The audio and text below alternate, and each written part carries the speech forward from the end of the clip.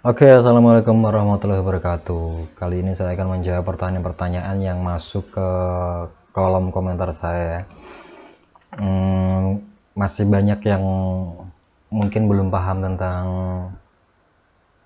potongan bebas ongkir dan juga merchant di Tokopedia ya. Jadi di sini sebenarnya bisa lihat di itu website semuanya sudah ada, tinggal kalian cari saja gitu. Tapi nggak apa-apa, saya jawab pertanyaan-pertanyaan kalian. Oke, ini yang pertama ya. Dari Febriana Risanti, Bang mau tanya, kalau kategori A regular merchant, power merchant, dan power merchant pro biaya admin gratis ongkir berapa persen ya? Apa semua kategori sama biaya admin gratis ongkirnya? Di sini berbeda ya. Jadi tiap kategori itu berbeda, kemudian tiap tingkatan merchant itu juga berbeda. Oke, yang pertama kita kategori kategori regular merchant ya. Ini cek biaya layanan per kategori, bukan yang ini, berarti yang ini saya sudah siapkan ya. Nah, untuk regular merchant itu 3,5%, kemudian power merchant itu 3%, dan power merchant pro itu 2,5%. Jadi semakin tinggi ya, semakin tinggi merchantnya, itu semakin kecil biaya adminnya gitu. Ini regular merchant itu yang pertama kali membuka toko itu tokonya itu kategorinya masuk di regular merchant ini gitu. Kemudian kalau performanya bagus bisa mengajukan ke power merchant, kemudian kalau lebih bagus lagi bisa mengajukan masuk ke kategori power merchant pro ya gitu. Terus biaya gratis ongkirnya berapa persen? Nah, ini persenannya ini. Nah, ini mentoknya tetap biaya bebas ongkirnya itu mentoknya tetap 10.000 ya, jadi nggak bisa lebih gitu. Jadi misal gini, misal harga produknya itu 1 juta ya, 1 juta, nah gitu, dikali misal saya tunjukkan ini yang 3,5% ya, yang paling banyak ya, dikalikan 3,5%. Nah, ini kan 1 juta dikali 3,5% kan 35.000 gitu, 35.000. Tapi di sini sudah ditentukan bahwa biaya gratis ongkir untuk seller dipotong ke penjual yaitu paling mentok 10.000 ini. Paling mentok 10.000. Jadi kalau tulisannya di sini 35.000, yang 25.000-nya itu nggak ada, itu nggak ikut kepotongnya tetap 10.000 gitu loh ya, karena di sini sudah ditentukan bahwa paling pol itu 10.000, nggak bisa lebih gitu. Apa semua kategori, sudah, ini sudah ya, sudah terjawab ya dari Febriana Risanti. Kemudian yang kedua ya, dari Boy Reynold, satu lagi mau nanya, kalau ada selisih ongkir itu kira itu kita bayar cash atau gimana ya gitu. Jadi kalau di marketplace, kalau dari marketplace itu semuanya kan sudah masuk di dalam sistem gitu, masuk di dalam sistem. Jadi kalau misal kita memasukkan produk itu dengan berat 1 kilo gitu, dan ternyata setelah kita packing, setelah kita kemas, kemudian kita bawa ke ekspedisi, ternyata beratnya 1,4 kg. Nah, itu masuknya 2 kilo. Masuknya 2 kilo. Karena 1 kg itu berat barang dan dikasih keringanan 3 ons itu buat packing. Jadi kalau 1 kilo itu maksimalnya 1,3 ons. Kalau masuk 1,4 ons itu masuknya dihitungnya 2 kilo gitu. Jadi misal kalau barangnya yang kita pasang itu di toko kita itu 1 kilo dan ternyata setelah dibawa ke ekspedisi beratnya kok 1,4 kilo. Nah, itu kan masuknya 2 kilo. Nah, dari pihak ekspedisi biasanya akan menghubungi kita, menghubungi seller, kemudian bertanya kepada kita, resi ya, berat produk ini dengan resi ini itu beratnya melebihi dari ketentuan gitu. Jadi dia bilang kalau beratnya ini masuk 2 kilo gitu, padahal kita kan 1 kilo ya nulisnya. Nah, itu ya dipotong kita nggak perlu bayar, ke ekspedisi gitu, nggak perlu bayar ke ekspedisi. Nah, itu langsung nanti si ekspedisinya itu mengajukan komplain ke, ya di sini kasusnya di Tokopedia aja ya, mengajukan komplain ke Tokopedia bahwa barang ini dengan resi ini itu ongkirnya selisih, ongkirnya harusnya 2 kilo bukan 1 kilo. Nah gitu, nanti akan dipotong ke penjualan kita. Jadi kita sudah nggak tahu apa-apa, bukan nggak tahu apa-apa sih, kita nggak lagi membayar selisih ongkirnya ke kurir. Selisih ongkir itu akan dipotong langsung di transaksi kita. Nah, dari situ kan kita bisa menyimpulkan bahwa produk ini harusnya beratnya ditambah, bukan lagi 1 kilo gitu. Kemudian yang kedua ya, yang ketiga, Bang, kalau untuk tisu masuk kategori apa? Oke, tisu apa ini? Tisu magic kah? Tisu, oke, kita cari di kategori ya. Kategori, kalau tisu itu ya kebutuhan rumah ya.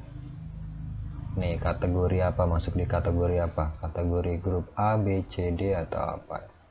Kita lihat peralatan rumah ya. Perawatan pertukangan, perlengkapan, peralatan tubuh, rumah tangga, oke lah. Jadi di sini saya simpulkan bahwa tisu itu peralatan rumah tangga ya harusnya ya. Jadi di sini dekorasi, furnitur, kamar mandi, kamar tidur, kebutuhan rumah. Nah ini masuk di kebutuhan rumah ya. Tisu itu bisa silakan Anda masukkan di kategori kebutuhan rumah ya. Tisu. Jadi tisu ini masuk ke kategori grup A. Kategori grup A itu pajaknya yaitu kalau Power Merchant Pro dan Power Merchant itu 3%. Kemudian kalau regular merchant itu 2,5% ya. Misal jadi kalau harga barangnya itu 100.000, misal Anda menjual satu box tisu gitu ya dengan harga 100.000. Dengan harga 100.000 gini ya. Nah, kalau tisu itu Anda memasukkan di kategori grup A, maka potongannya itu 3%. Berarti kita kalikan 3% gini. Jadi potongannya 3.000 untuk produk dengan harga 100.000. Kalau regular merchant 2,5% berarti ya dipotongnya 2.500 gitu. Itu untuk kategori tisu ya. Kalau Anda pengen memasukkan di kategori lainnya juga nggak apa-apa, tapi nanti di mesin pencarian itu kurang maksimal ya. Jadi kita memasukkan produk itu sebisa mungkin kita masukkan dengan kategori yang sesuai, yang cocok. Kalau memang itu baju ya kita masukkan di fashion gitu, di fashion pria atau fashion anak-anak. Kalau memang tisu itu sebagai kategorinya peralatan rumah tangga ya kita masukkan di kategori A ini tadi sebagai rumah tangga dan kebutuhan rumah. Oke. Kemudian pertanyaan selanjutnya, saya jual dengan harga ini, dengan harga ya berarti ya. Saya jual 14.400.000 dipotong Tokopedia 426.000. Bener-bener bikin penjual boncos katanya gitu. Nah ini di sini nggak disebutkan ya, nggak disebutkan dia itu jual apa, kok harganya mahal sekali. Mungkin ini si Ros Edan ini menjual HP mungkin ya, karena harganya mahal banget, atau mungkin menjual emas. Nah di sini nggak disebutkan ya kategorinya apa. Tapi oke, langsung saja kita hitung dengan Power Merchant saja ya. Di kategori kita kategorikan yang paling tinggi aja deh. Orang tersebut aku kategorikan masuk di regular merchant ya, yang tertinggi menurut mungkin ya, karena dia nggak menyebutkan produknya apa dan kemudian tokonya juga apa, dia bilangnya cuma boncos doang gitu. Oke, jadi kita kategorikan ini, saya ambil juga ya, dia jual mungkin yang elektronik mungkin ya, saya masukkan kategori di kategori A deh, yang paling tinggi. Oke, jadi di sini misal harga produknya tadi 14.400.000. Nah, gini, 14.400.000. Kemudian saya masukkan di kategori A. Kategori A itu 3% ya. Kategori A 3%, saya anggap bahwa orang itu tadi itu di Power Merchant Pro atau di Power Merchant. Berarti dipotong 3%. Dikali 3%. Ya benar sekali ya, potongannya itu 432 ya, kurang lebih segitu. Berarti ini kepotong 426. Di sini saya hitung kurang lebih potongannya 432.000. Jadi emang gitu ya, pajaknya di marketplace itu lumayan besar ya, kalau memang harga produk itu juga besar juga ya.